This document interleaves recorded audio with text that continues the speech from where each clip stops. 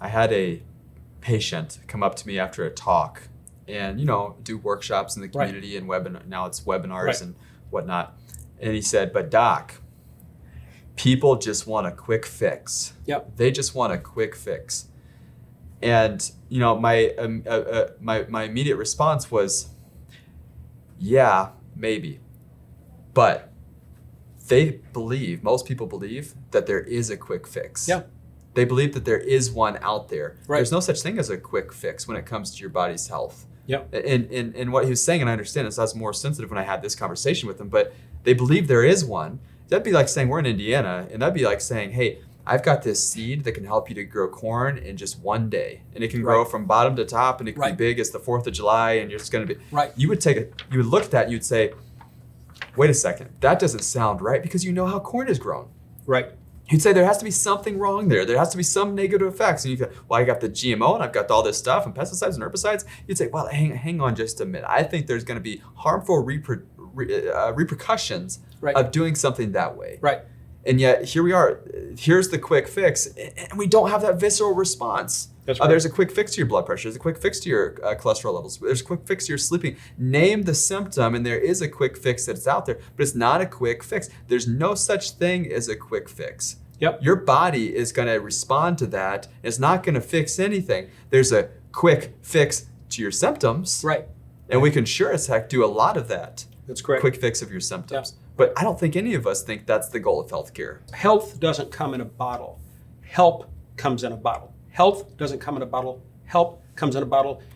Health is a lifestyle. It's implementing certain principles, understanding what that's all about. And even with supplementation, which you and I are both supporters of supplements, even with that, we know that that is not the total answer.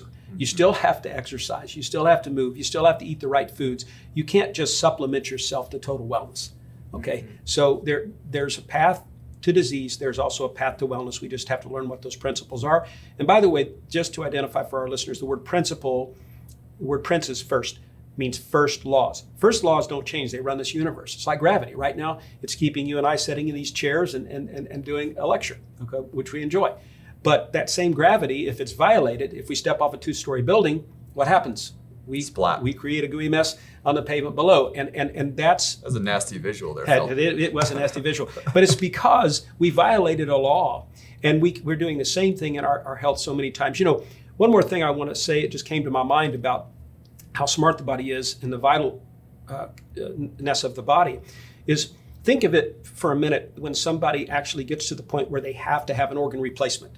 To me, this is the most amazing thing that slips by people. I don't know how it slips by. You go and have another person's heart put in your body or another kidney put in your body. And again, the body has to be involved here or the surgeon is not going to accomplish anything, right? Right. It still has to be involved. But your body is so smart that it actually knows that that's not its original part. Mm-hmm. Isn't that amazing? That's amazing. It knows that that's coming from someone else without anybody asking or telling it, hey, you need to be alerted here. I'm putting Jack's heart into Joe's chest. No, the body knows that already. What do we have to do? We come in and we use a medication to actually block, if you will, the body's innate intelligence so it does not reject that organ. Mm-hmm. Now, my whole point here is not to criticize people who've had organ replacement and are still breathing. I'm glad for you in that sense.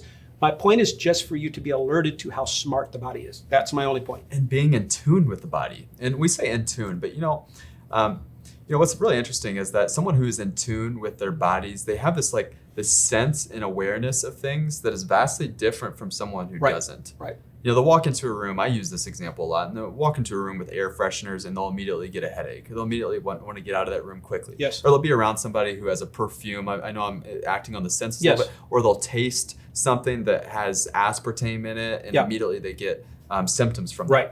that. And yet we don't, if you think about it, we've made this war on germs, yet we don't have any innate reaction to germs. Why might that be? It might be because we're meant to be exposed to germs. We're meant to be exposed to things. Our immune system gets a workout when we're exposed to these things. Yeah. And, we have to trick the body when we do something artificial. And again, thank God for that in an organ replacement because listen, Phil, if my heart goes south, okay, Yeah. and all of a sudden just stops, and Yeah. I needed something to organ replacement or whatever that Right. might be, Right. I want that. Right? Yes. I want that because I want to be around for my kids. I want to do whatever is necessary in that moment, I guess, to maybe see my kids, maybe. But when it comes to this, when it comes to the difference in philosophies, if we live by a paradigm that says avoid germs, eat what you will, it doesn't make a difference because you're genetically Right. broken anyway, Right. and just wait for the drug when you do have your symptoms, that right there is a reason why I know you're sick. Yeah. I know why everyone is sick. Right. And and we also know the solution on some level. I know that can sound egotistical. I know that can sound like, hey, I know no, but we do understand and we see the difference between patient A who lives by this philosophy and lives Right. by this paradigm versus patient X who doesn't. Yeah. And we see the difference. I've lived the difference. You've lived the difference. That's right. We know the difference between someone who lives this way and someone who doesn't. That's correct. And we see the outcomes. That's correct. Well, and it's really quite simple to see just moderate changes in people's lives. For instance, they haven't gotten into a purification program with us. Maybe they didn't launch a full chiropractic program, but maybe they just took your advice in a seminar that they heard and said, I quit drinking sodas, Dr. Wilson, and I started drinking more water, and I just ate a few more salads. And it's amazing. I lost 20 pounds, and my family noticed it, and they say I look different. Just those slight changes and how quick the body stepped up. Yep. Just think where it could go if we implemented the whole package. Yep. I stopped eating processed snacks and I replaced them with berries. I mean, that's a common one that I Right. do. I replaced my snacking with berries. Or, it's people who after dinner, Right. they have, they snack on mostly processed foods, Right. chips or crackers, That's right. whatever that might be. That's right. And they just replaced it with berries, and now they know the sweetness of berries. Mhm. That's really interesting, where somebody's like, they notice the sweetness of berries, and now the sweetness of sugar tastes artificial. Right. Yeah, our palate is very trainable. I mean, look, most people that smoke their first cigarette will tell you it was a horrible experience. Or drink their first, beer. That's correct. Or alcohol that burns the esophagus. That's your body's innate intelligence trying to say, hey, this is not what you should be doing. It's an acquired taste. Yeah. That's an acquired toxin. That's right. It really That's is. It's an acquired toxin. You got used to that. Now you can become on some level addicted to it. That's correct. Same thing with sugar, Yeah. though. We talk about alcohol. We talk about cigarettes. Well, it's the same thing with sugar. It is. Same thing with medications, although now you don't taste them. Yeah. And so it's not to say if you're on a drug that you're a bad person. We got to be clear on this. That's right. It's to say that, listen, think about your body for a second. Think about how you feel when you're vibrant, when you're well, when you're eating well, when you're living a certain way. And then think about how life may have transcended into one that you don't like anymore. That's correct. Most people, the vast majority of people who come into my clinic, Phil, when I meet with them, they're not saying, I'm on these list of medications and I feel amazing. Most of the conversations look a little bit like this. Doc, I'm on a list of drugs. How can you help me to get off? So the question comes down to, is it more dangerous to be taking all these medications than it is to endure the problem that I already had? I mean, it's a good question to ask, And so it gets back to just being smart. Look, if I bring my car into a mechanic and this mechanic says, hey, your tires are wearing on the insides only, okay, and they're wearing out quickly. You've only had them on the car 6 months. You need an alignment, okay? And I say, well, I don't agree with you. I'm not going to do that. I think it's just cheap tires. And you go and put another set of tires on, 6 months later, they do the exact same thing, okay? Eventually, you have to listen to the person who knew what the cause was. Mm-hmm. And you make the correction, and then your tires last. That's a very simple, elementary example of often how we are with our bodies. The difference here is that with humans, we often may know that this practitioner is telling us correct, that we need to stop drinking, so much sugar, eating so much sugar, or stop smoking, but we just don't want to do it. Mm-hmm. My mentor, Dr. Joel Robbins, said there's only two reasons we're sick. One is we just didn't know Twinkies would kill us. And the second one is we're lazy, or we just simply don't want to implement the information. Now, those are the two main reasons that we're sick. We just didn't know, or we know what to do, but we just will not do it. And in our line of work, it's sad when the second one is the case. When we watch somebody who rejects the information for those reasons, and we watch their life unravel and fall apart, and we can almost predict it, can't we? We can almost predict, what's going to happen. And in those moments where that person didn't know necessarily, right. and now here they are 50 or 60 years old, and now it's the first time they've ever heard this. What's the most common thing that we hear? Doc, I wish I would have known about this 30 years ago.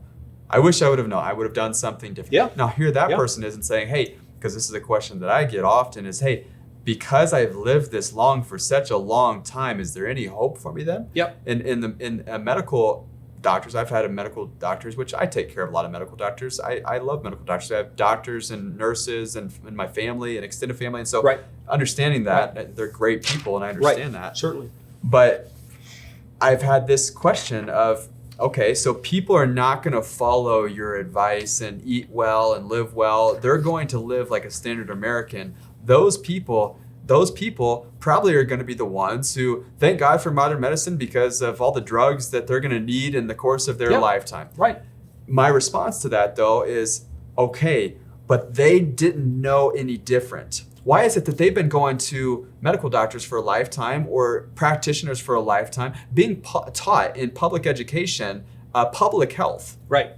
For a lifetime, and never been exposed to these types of principles. That's correct. And so there's got to be some ownership. We can't just say they've lived their life and they're going to take my drugs because of how they've lived and so be it. No.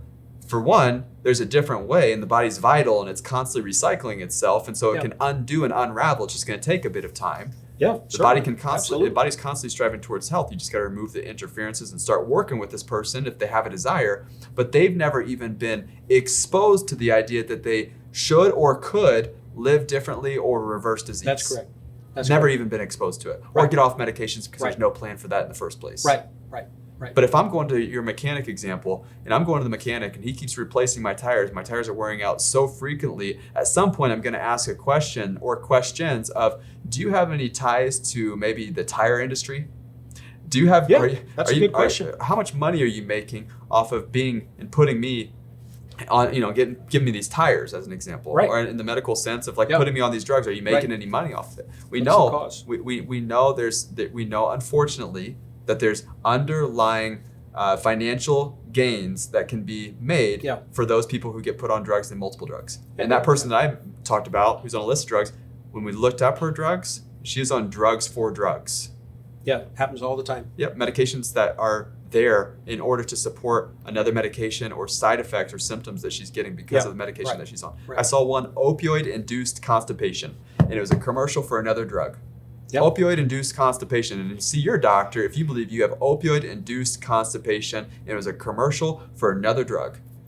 So a drug to treat a problem that you got put on because of a drug itself, and then a drug to come in and save the day because of all these problems that you end up having, which was originally constipation.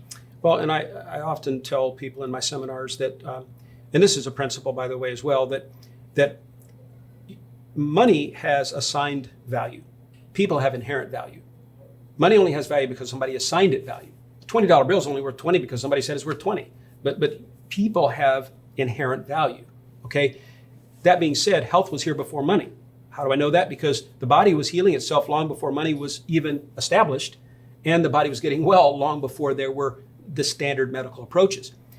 What you have to keep in mind is, in any industry, not just the medical industry, in any industry, if money becomes the sole focus of any industry, you will never get the truth. I'm going to say that again. In any industry, if money becomes the sole focus, nothing wrong with making some money, but if it becomes the sole focus, the reason you do things is only because of money, you will never, ever get the truth. That's pretty scary because, as the scriptures tell us, the love of money, not money, but the love of money is the root of all, A-double-L-L, all evil. And we see a lot of evil attached to that. People kill for this reason. People murder for this reason. And I believe many people stay sick for this reason because of just what you said. I mean, if we're going to medicate a medication, I mean, come on. I mean, let's not check our brain at the door. Let's not check our brain at the door. And this has been a good conversation. I would just want to, I guess, close with this is, and you know the scripture well, but what is the one? The heart deferred makes. A heart deferred makes something grow weary. How does that go? It's hope deferred maketh the heart sick. So hope deferred makes the heart grow sick. That's right. So if we keep putting in our hope in tomorrow they're going to come up with a drug. Tomorrow I'm going to exercise, or tomorrow I'm going to start eating better, or tomorrow they're going to do their 3D imaging on Right. paper That's correct. and replace my organs. That's Tomorrow they're going to come out with a vaccine, whatever it is. Yep. That makes the heart grow weary. Hope deferred makes the heart grow weary. And hope in tomorrow is not taking responsibility for today. So how can we take responsibility for today? What can we do today Yep. to make ourselves not only healthy, but also live by a principle of vitality? Yep. And that's why we say vitality first. It's vitality first. Live by this principle first, and then drug, surgery, whatever is needed down the road, we do that secondary. Yep. It's vitality first, though. We live well first. Many times it's the opposite. It's the patients come in and I tried this, and this, doc, and I've tried all these different things, and now I'm trying to do something more natural. Right. Vitality first. Live by a certain principle. Educate yourself on what that means to live by that principle. Mm-hmm. Dive deep and ask these types of questions. Yep. Challenge this. I open this to debate and challenge, and I love it because it helps you and causes you to ask deeper questions and then also find deeper answers. Yep. And so when you do that, then all of a sudden you start living congruently, and it's weird when you live differently. It's weird when you do something outside the norm. It's Yep. weird when you eat something that's not right. It's weird that you expose yourselves to something different. It's weird going into a sterile environment where everything is disinfected and people are wearing all hazmat suits. It feels different. Yep. It doesn't feel vital anymore. Yep. And so that it literally grazes, it brushes up against your innate feeling that you have about these things. Well, just simple question. Again, why would we have an immune system if the body wasn't supposed to work with the environment to be immune? Mm-hmm. Why would we even have one? Okay, so these are things we have to keep in mind as we go forward. And I also want to say that you mentioned something. Today is the day. Today is the day, and that's true because we're not getting any younger. Every day that passes, we add another day to our chronological age, but our cells can actually get younger by eating proper nutrition. They can actually, I've had people tell me this and I've seen it. 75 years old, 6 medications, everything in the world wrong with them, can't even climb up a ladder. Through proper nutrition and proper instruction, at 85, they're healthier, look better, have more hair on their head than they did at 75. I've seen it time and time and time again. Okay, so today is definitely the day. If you just simply drink water today instead of sodas, if you take a good healthy supplement today and avoid starchy carbs and just begin the process, your body thanks you immediately. Your body thanks you immediately. Well, I hope you enjoyed this episode. You can find more information on any of the socials, facebook.com/AskDrWilson, Instagram @AskDrWilson. If you want to learn more information, you go to www.vitality1.life. That's www.vitality1.life, and that's where you can learn more information, how you can get better connected and maybe have a different form and different source of healthcare. This is Dr. Nick Wilson. Hope you enjoyed this episode, and we will see you next time.